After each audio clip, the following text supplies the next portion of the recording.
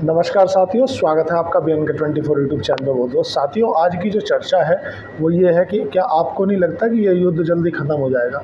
उसके पीछे की वजह भी जानेंगे और जान लेंगे कि ऐसा क्या है ईरान के पास में जो इजराइल उसको बार बार मारता है। जबकि इजराइल का और ईरान के बीच में 4 देश आते हैं, तुम्हारा सीरिया है, जॉर्डन है, सऊदी अरब है, लेकिन उसके बाद में भी ईरान से ही क्यों दुश्मनी है इजराइल की।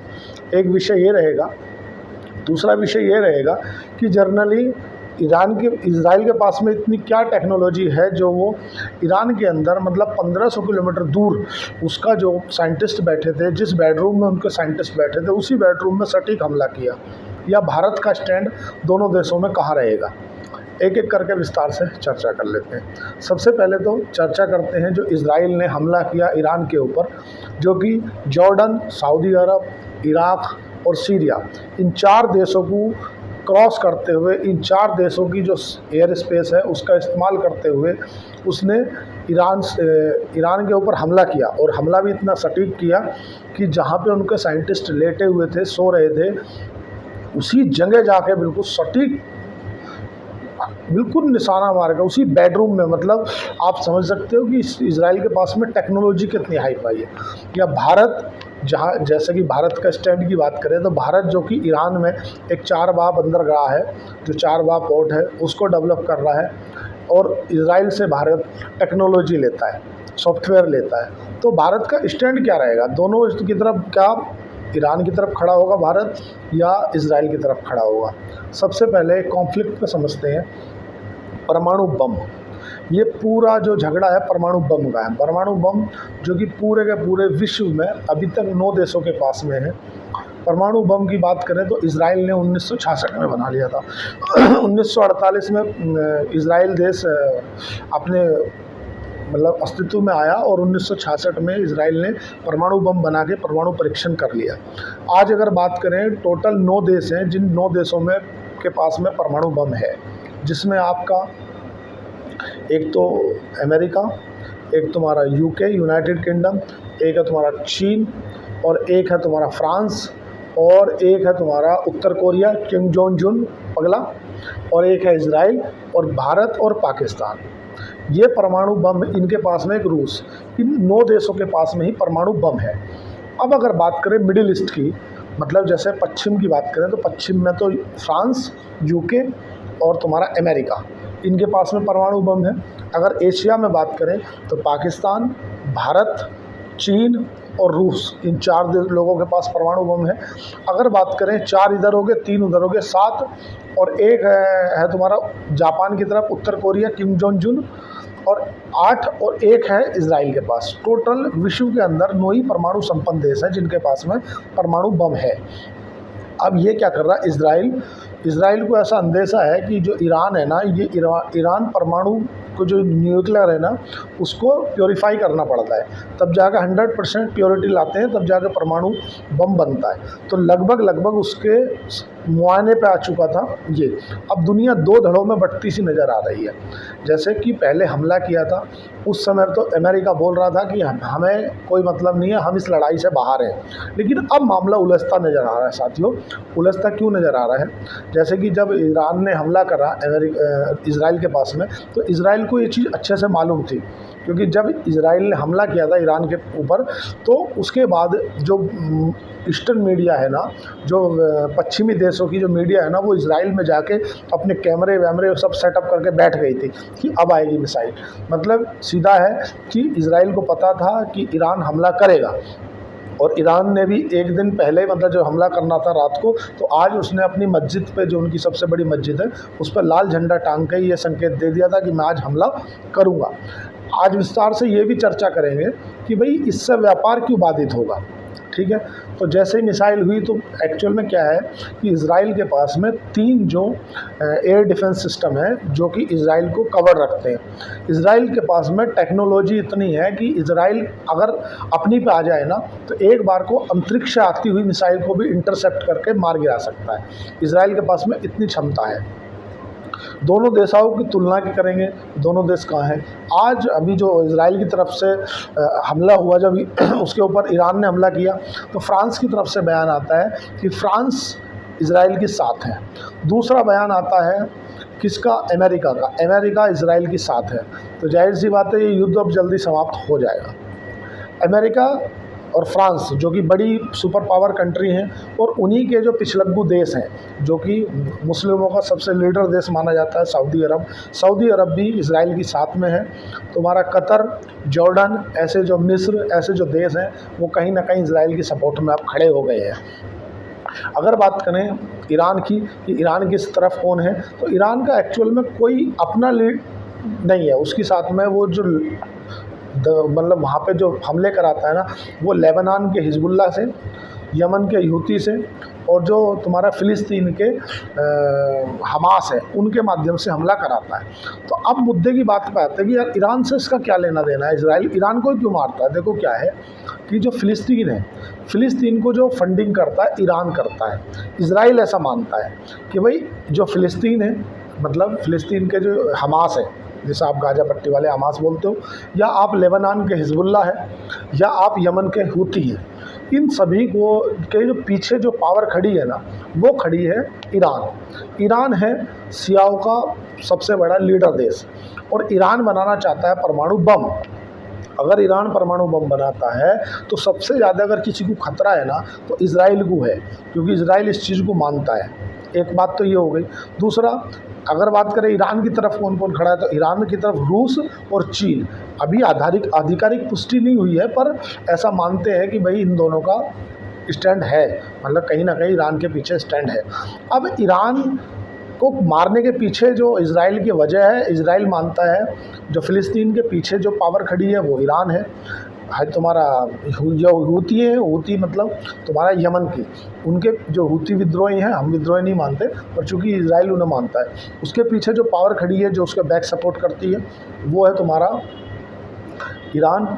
और जो तुम्हारा लेबनान के अंदर हिजबुल्लाह है, हिजबुल्लाह के पीछे जो पावर खड़ी है वो है तुम्हारा ईरान। तो उसने जड़ को समझा, बोले हम जड़ को मारेंगे। तो आपने देखा कि यार अब जो 4 देशों के बाद देश है, उससे इजराइल का क्या झगड़ा हो सकता है। और इजराइल जो मारता भी यही बोल के है कि ये परमाणु बम बनाएगा, इससे हमें खतरा है, इसलिए हम इसे मार रहे हैं। ठीक है, पहला कॉन्सेप्ट हो गया। अब बात करते हैं कि भारत का स्टैंड कहाँ है। उससे पहले बात कर लेते हैं कि दोनों के अंदर इक्वलिटी कितनी है। मतलब अगर युद्ध हो तो उसमें इक्वलिटी का एक बहुत बड़ा पैरामीटर होता है, तो इक्वलिटी पे भी नज़र डाल लेते हैं। अगर बात करें ईरान की, तो ईरान इजराइल से 75 गुना बड़ा देश है। इजराइल का जो कुल क्षेत्रफल है साथियों, वो है 1,64,864 वर्ग किलोमीटर। और अगर बात करें इजराइल की, तो इजराइल का है 20,937 वर्ग किलोमीटर। तो इजराइल के क्षेत्रफल से 75 गुना बड़ा क्षेत्रफल है ईरान का। मतलब अपने से 75 गुना बड़े देश से इजराइल भिड़ रहा है, केवल टेक्नोलॉजी के बदौलत। आगे नेक्स्ट कर लेते हैं। अगर आबादी की बात करें कि ऑल ओवर नंबर में आबादी कितनी है, तो अगर बात करें इजराइल की, तो इजराइल की जो आबादी है वो है मात्र 95 लाख, लगभग 1 करोड़ भी नहीं है। और अगर बात करें ईरान की पॉपुलेशन की, तो ईरान के अंदर जो जनसंख्या है वो है 9 करोड़ 30 लाख। मतलब जनसंख्या के आधार पे भी दोनों के दोनों देशों का कहीं से कहीं कंपैरिजन नहीं है। वो छोटा है और ईरान वो काफ़ी बड़ा है। क्षेत्रफल के दृष्टि से इजराइल बहुत छोटा है, ईरान बहुत बड़ा है। अब थोड़ा सा अर्थव्यवस्था पे भी नज़र डाल लेते हैं, क्योंकि किस देश की कितनी बड़ी अर्थव्यवस्था है, ये बहुत बड़ा मैटर करता है। तो अगर बात करें विश्व के अंदर, इजराइल की जो रैंकिंग है अर्थव्यवस्था के मामले में 26वीं आती है। और बात करें ईरान की, तो ईरान की आती है 46वीं। मतलब ईरान 46वीं रैंकिंग पे अपने आप को प्रेजेंट करता है, और जो इजराइल है वो 26वीं रैंकिंग पे अपने आप को प्रेजेंट करता है। मतलब जो इजराइल है, इजराइल में पर कैपिटा इनकम भी ज़्यादा है, और वहाँ की जो जीडीपी है वो भी ज़्यादा है। अब बात करें जीडीपी की, जो ग्रॉस डोमेस्टिक प्रोडक्ट है, 2 सालों से लगातार आपको मालूम है इजराइल का और हमास का युद्ध चल रहा है। उस युद्ध चलने के बाद में भी इजराइल की जो ग्रोथ जीडीपी रेट दर रही है ना अभी, वो रही है 3.2%। मतलब मोटा मोटा आप एवरेज में 3.5% मान सकते हैं। 2 साल से युद्ध में संघर्ष करते हुए भी इजराइल अपने आप को 3.5% की जीडीपी दर से ग्रोथ कर पा रहा है। बात करें ईरान की, तो ईरान की जो जीडीपी दर है वो है 0.3%।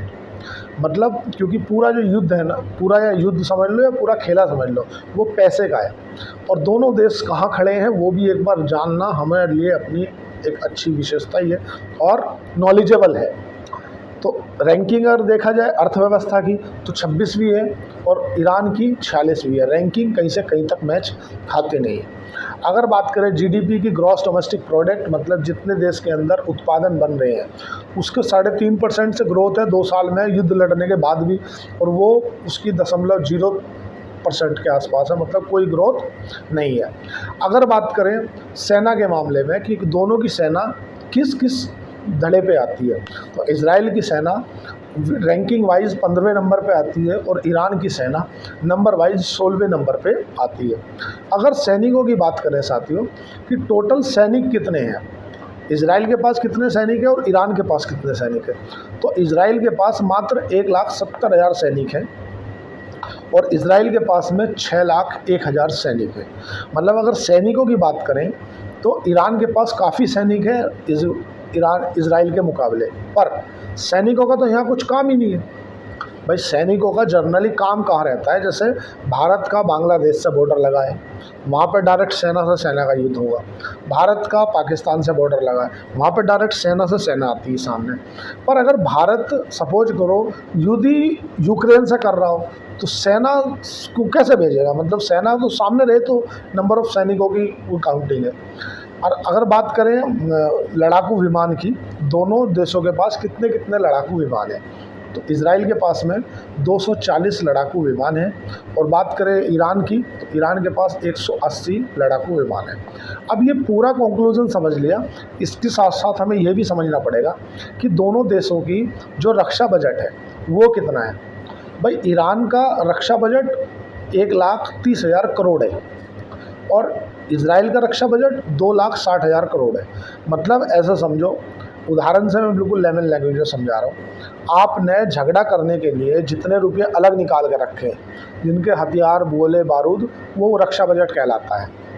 हथियार खरीदने हैं या तो आपको मिसाइल में पैसा लगाना है या आपको बड़े नए नए इनोवेशन करने हैं, उसके लिए जो बजट होता है उसको रक्षा बजट कहते हैं। टोटल रक्षा बजट इजराइल का 2,60,000 करोड़ है, ईरान का 1,30,000 करोड़ है। तो रक्षा बजट के मामले में भी ईरान इजराइल से आधा है। सैन्य शक्ति के मामले में भले ही सैनिक, नंबर ऑफ सैनिक इजराइल के कम है, पर इजराइल के पास टेक्नोलॉजी इतनी है कि वो एक तरह से एक सेफ ब्लेंडिंग प्रोवाइड करता है अपने देश को, 3 लेयर की सुरक्षा प्रदान करता है। अगर एक तरह से, एक तो उसका आयरन डोन है और 2 उसके पास में एडिशनल डोन है जो कि 2300 किलोमीटर दूर से आती हुई मिसाइल को इंटरसेप्ट कर लेते हैं और उसको मार गिराने में अपने आप में सक्षम है। अब देखने वाली बात ये रहेगी कि पूरी मिडिल ईस्ट के अंदर अगर गैर मुस्लिम देशों की बात करें तो एक ही गैर मुस्लिम देश है जिसका नाम इजराइल है और 50 देश आसपास में मुसलमानों के हैं। लेकिन उसके बाद में भी जब इजराइल ने ईरान के ऊपर हमला किया तो इन 50 देशों में से जो आजू बाजू के देश हैं, सब ने एक इसकी निंदा तो करी कि हम इसकी कड़ी निंदा करते हैं, लेकिन निंदा के बाद किसी ने सैन्य समर्थन नहीं दिया ईरान को। आखिर कारण क्या है? कारण के ऊपर नज़र डालेंगे तो हम पाएंगे कि जो ईरान के समर्थक वाले देश हैं वे सुन्नी देश, शिया देश हैं, और जो इजराइल के तरफ देश हैं, मतलब उसमें उनका सबका लीडर आप सऊदी अरब को पकड़ लो तो आप सब आ जाएंगे, वे सुन्नी देश हैं। और कहीं ना कहीं अमेरिका इजराइल की तरफ खड़ा है, मतलब जो देश अमेरिका को फॉलो करते हैं वो देश भी केवल निंदा ही करें, इससे ज़्यादा कुछ नहीं करी, सैन्य समर्थन किसी ने भी नहीं दिया। और जबकि ईरान जो युद्ध लड़ रहा है ना इजराइल के साथ में, वो धर्म को आगे रख के लड़ रहा है। मतलब उसका जो मोटिव है वो ये है कि गैर मुस्लिम है और हम मुस्लिम हैं, इन्होंने हम पे हमला किया, हम इन पे हमला करेंगे।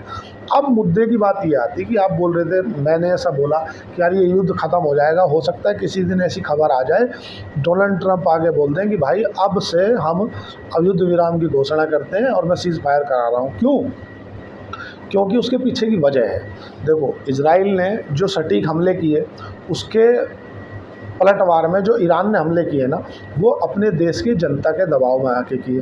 क्योंकि जब उनके ऊपर हमले हुए, उनके जो साइंटिस्ट थे, वैज्ञानिक थे, या बड़े जो लीडर थे वो मारे गए। उसके बाद देश के अंदर बड़े लेवल पे आक्रोश फैल गया, देश के अंदर लोग इकट्ठा हुए और सभी लोगों ने ऐसे ही अपने देश के जो प्रतिनिधि हैं, हामी हैं, जो भी, उनसे बोला कि इजराइल के ऊपर हमला करो। तो हमला किया। अब आज की रात जो है, मतलब जो आज होगी 14 तारीख, 14 और 15, 2 दिन ये देखना होगा कि होता क्या है, कि अगर ये हमला रुक जाते हैं, मतलब या कम हो जाते हैं, उस तरफ से हमले नहीं होते, तो समझ लो शांति हो जाएगी। आकर के वो बोल देंगे, क्योंकि उनकी तरफ फ्रांस आगे खड़ा हो गया ना भाई, इजराइल की तरफ फ्रांस खड़ा हो गया, अमेरिका खड़ा हो गया, तो ये कहीं ना कहीं एक तरफ इशारा कर रहे हैं। अब मुद्दा ये आता है कि इससे देश में जो और देश घबरा रहे हैं, उसका क्या कारण है। देखो साथियों, बात क्या है कि जो यमन के हूती समुदाय हैं ना, या हूती एक तरह से विद्रोही हैं ना, वे अपने जैसे सरकार चलाते हैं और उनके वो अस्थिरता पैदा कर देंगे रेड सी में। रेड सी मतलब जो लाल सागर है, लाल सागर से पूरे ऑल ओवर वर्ल्ड का 15% जो व्यापार है वो होता है। और वो ईरान के कहने पे अगर रेड सी को बाधित करते हैं ना, तो उससे पूरे देश का लगभग 15% से आसपास जो व्यापार है ना वो बाधित हो जाएगा। और व्यापार बाधित हो जाएगा मतलब जो क्रूड ऑयल की जो मात्रा अभी सब देशों में जा रही है ना, वो नहीं जा पाएगी।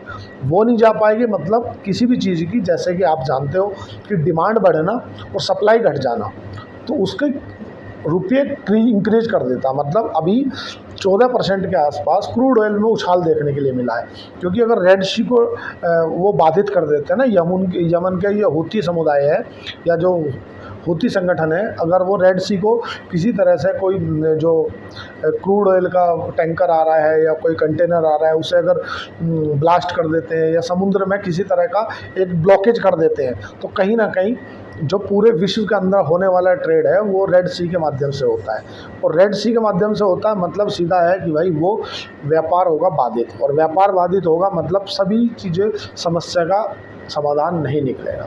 इजराइल ने 3 देशों का एयर स्पेस इस्तेमाल करने के बाद ईरान के ऊपर हमला किया और उन देशों से परमिशन तक नहीं ली, और उसके बाद भी वो देश क्या बोल रहे हैं कि ये गलत हुआ, हम इसकी कड़ी निंदा करते हैं, और उनको विदाउट नोटम जारी किए, नोटिस टू एयरमैन। और अल्टीमेटली क्या है ना, जो ईरान के आसपास वाले जो देश हैं ना, जो उसके पड़ोसी देश है ना, जो इससे एक तरह से बोल रहे हैं कि हम इसका कड़ा निंदा करते हैं, वो अंदर ही अंदर खुश हैं। खुश क्यों हैं? क्योंकि इसकी जो सीमाएं लगती हैं ना, Kazakhstan, Pakistan, Uzbekistan, Armenia, Iraq और तुर्की, अब ये अगर ईरान परमाणु बम बना लेता है ना, तो वो धमकाना चालू करेगा इन्हीं को, अफ़गानिस्तान को धमकाएगा, पाकिस्तान को, आर्मेनिया को, तुर्कमेनिस्तान को, इराक को, इन्हें धमकाएगा। क्योंकि भाई आप परमाणु संपन्न हो गए ना, तो आप जहाँ कब्जा करना चाहो कर सकते हो, नहीं तो मारोगे।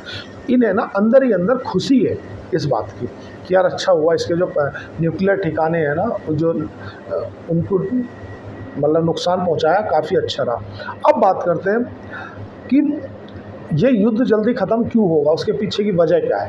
देखो सबसे बड़ी जो वजह है वो Donald Trump. Donald Trump credit लेना चाह रहे थे लेकिन उन्हें मिल नहीं पा रहा। अमेरिका ने रूस और यूक्रेन में क्रेडिट लेना चाहा कि मैं शांति का दूत हूँ, वहाँ कोई नहीं माना तो युद्ध छिड़ गया। भारत पाकिस्तान के युद्ध में उन्होंने क्रेडिट लेना चाहा कि मैं शांति दूत हूँ, वहाँ भी कोई नहीं माना, वहाँ भी युद्ध छिड़ गया। तो कंडीशन जो निकल के आती है ना, कंडीशन ये निकल के आते हैं कि आज की डेट में डोनाल्ड ट्रंप ये नहीं चाहते कि यार मैं एक ख़राब लीडर के रूप में प्रस्तुत हूँ, लोग बाग मुझे एक ऐसा लीडर माने, फेल लीडर माने कि आपके आने से युद्ध और ज़्यादा बढ़ गए। इसीलिए अभी आपने देखा होगा डोनाल्ड ट्रंप ने एक बयान दिया है कि अभी भी आपके पास मौका है कि आप संधि कर लो, बैठ के बात कर लो। इसका मतलब सीधा है कि कहीं ना कहीं अमेरिका को इस बात की भनक लग चुकी थी, इसीलिए अमेरिका ने एक दिन पहले ही अपने जो यात्री हैं जो ईरान में हैं या किसी तरह से हैं, उन्हें जारी कर दिया था कि आप एडवाइजरी जारी कर दी थी, आप ईरान छोड़ दो, और अगर आप जितनी जल्दी हो सकता हो आप ईरान छोड़कर वहाँ से निकलो। अगर अमेरिका किसी देश के लिए कोई एडवाइजरी जारी करता है ना, तो उसका कोई ना कोई मतलब रहता है। जैसे कि जब तुम्हारा कश्मीर में हमारे पहलगाम अटैक हुआ, उस समय भी अमेरिका ने एडवाइजरी जारी कर दी थी कि अगर कोई अमेरिकी नागरिक है और कश्मीर तरफ जाना चाहता है तो वहाँ अभी ना जाए, वहाँ अभी कुछ भी अलग घट सकता है। जिस समय यूक्रेन के ऊपर रूस ने हमला किया, उस समय उसने 2 दिन पहले अमेरिका ने एडवाइजरी जारी कर दी थी कि कोई भी अमेरिकी नागरिक यूक्रेन ना जाए। खासकर डोवान्स वाले इलाके में ना जाए। और ऐसा ही हुआ इस बार भी कि जब ईरान को ऊपर मिसाइलें अटैक होने वाला था, सेम एक दिन पहले अमेरिका की तरफ से एडवाइजरी जारी होती है कि अगर कोई अमेरिकी नागरिक है और वो ईरान में है तो या तो ईरान छोड़ दे या फिर वो किसी दूसरे देश में चला जाए। ये किस ओर इशारा करनी है? ये इस ओर इशारा करनी है कि डोनाल्ड ट्रंप की जो FAB है, मतलब जो वहाँ की हमारे यहाँ जैसे CBI होती है या इंटेलिजेंट रो होती है, मोसाद है तुम्हारी इजराइल की, इसी तरह की जो अमेरिका की जो एजेंसी है, खुफिया एजेंसी, उसके जो सूत्र हैं ना वो काफ़ी अच्छे हैं। और इजराइल नहीं चाहता कि ईरान परमाणु बम बनाए, क्योंकि परमाणु बम बनाएगा तो ईरान मारेगा उन्हीं को। और मुस्लिम देशों में क्या है कि शिया और सुन्नी का पंगा चलता है बहुत ज़्यादा। मैं एक अलग से कंसेप्ट में वीडियो बना दिया हूँ कि तुर्की सबका लीडर क्यों बना फिरता है, या तुर्की सबसे ज़्यादा क्यों आगे आता है, या शिया सुन्नियों की लड़ाई क्या है, या खलीफा क्या है। ये सब चीज़ों को लेकर के मैंने एक अलग से सेपरेट वीडियो बना दिया है। आज अगर भारत के स्टैंड की बात करें तो भारत ने अपनी न्यूट्रल पॉलिसी रखी है। वो फ़िलिस्तीन को भी उतना ही सपोर्ट करता है, इतना ही इजराइल को सपोर्ट करता है। अगर कभी इजराइल या फ़िलिस्तीन के बारे में वोटिंग होती है यूनाइटेड नेशन ऑफ, तो अमेरिका यूनाइटेड नेशन में अपनी वोटिंग नहीं करता, वो भारत अपनी वोटिंग नहीं करता, या तो एब्सेंट रहता है, और अगर करता है तो दोनों को लिए करता है। तो इसलिए मुद्दा ये देखने के लिए रहेगा कि इजराइल और ईरान दोनों के बीच में कौन बराबर है। तो कहीं ना कहीं अगर बात करें GDP के मुकाबले में, सैनिकों के मामले में, टेक्नोलॉजी के मामले में, ये सब अर्थव्यवस्था के मामले में कहीं ना कहीं इजराइल आगे है। अगर बात करें कौन देश किसके साथ खड़ा है तो उनकी तरफ भी, इजराइल की तरफ आपको ज़्यादा देश खड़े हुए मिलेंगे, क्योंकि अमेरिका का खड़ा होना मतलब 32 देशों का खड़ा होना है। क्योंकि न्यूट्रल नाटो के जो पॉलिसी है ना, उसमें अगर अमेरिका किसी तरफ खड़ा हो जाता है, अमेरिका युद्ध लड़ने के लिए सामने आ जाता है, तो मतलब ये 30 देश ऑलरेडी उधर हैं। क्योंकि जैसा कि उनके चैप्टर 5 में लिखा है कि अगर किसी देश ने अमेरिका के ऊपर हमला कर दिया तो उसने 30 देशों के ऊपर हमला कर दिया, मतलब वे 30 के 30 देश उसे मिल के मारेंगे। शायद आप, उम्मीद करता हूँ कि आप समझ गए होंगे। कारण है ईरान का परमाणु बम बनाना। इजराइल को वो भारी रहा कि ये परमाणु बम बनाएगा तो कहीं पूरे मिडिल ईस्ट में शांति नहीं रहने देगा, तो ये परमाणु बम बना रहा है, इससे पहले मैं इसको हथियार मार दूँ। 57 देशों की अगर बात करें, टोटल मुस्लिमों के 57 देश हैं। उन 57 देशों में एक पाकिस्तान ही है जिसके पास में परमाणु बम है, और दूसरे किसी के पास में परमाणु बम नहीं है, खासकर मुस्लिम कंट्रियों में। और वो भी शिया सुन्नी कंट्री है। अब ये शिया कंट्री है, अगर शिया सुन्नी वाला विवाद होता है और इसके पास परमाणु बम आ जाता है तो मिडिल ईस्ट में शांति से नहीं रहने देगा, ऐसा इजराइल का मानना है। इसीलिए इजराइल हमला करता है। और अमेरिका जो बोलता था कि अब तुम लड़ लो, मैं किसी की तरफ नहीं हूँ, अब अमेरिका ने बोल दिया है कि अमेरिका इजराइल के साथ में है। पिछली बार भी आपने देखा होगा जब अमेरिका और इजराइल और ईरान के युद्ध हुआ था, मतलब आप मिसाइलें एक दूसरे में मिसाइलें छोड़ती थी, उस समय में 50,000 सैनिक अमेरिका ने इजराइल की ओर भेज दिए थे और अपना एक युद्धपोत भेज दिया था जो कि इजराइल के जो पास में समुद्र लगता है वहाँ पे खड़ा था, ताकि किसी भी तरह की इमरजेंसी में अमेरिका इजराइल की समर्थन कर सके और इजराइल की तरफ से अमेरिका लड़ सके। और अमेरिका लड़ रहेगा, अगर अमेरिका किसी तरह से भी कोई सामने आके खड़ा हो जाता है तो ईरान की इतनी हिम्मत नहीं है कि वो अमेरिका के ऊपर हमला कर देता है। क्योंकि अगर अमेरिका के ऊपर हमला कर दिया तो उसने देखा है कि पहले क्या हुआ था, कतर के साथ में क्या हुआ, 30 देशों ने एक साथ मिल के मारा था। इराक को आज कहाँ पे ला के छोड़ दिया, सीरिया का, लेबनान का आज ख़त्म हो गए, मतलब बिल्कुल नील बटे कुछ नहीं रहा। अब व्यापन करने के लिए बड़ी दिक्कत हो रही है। उम्मीद करता हूँ वीडियो थोड़ी सी लंबी हो गई होगी पर कम्फ्लेक्ट समझ पाए होंगे कि भारत का स्टैंड क्या है, या दोनों देश एक दूसरे में कहाँ खड़े हैं। आज के लिए इतना ही। चैनल को लाइक करें, सब्सक्राइब करें, कमेंट करें। अगर आपको शेर खान के साथ डीमैट अकाउंट खुलाना है तो नीचे दिए गए डिस्क्रिप्शन पर जाके आप अकाउंट ओपन की लिंक है, ओपन करा सकते हो। धन्यवाद, थैंक यू।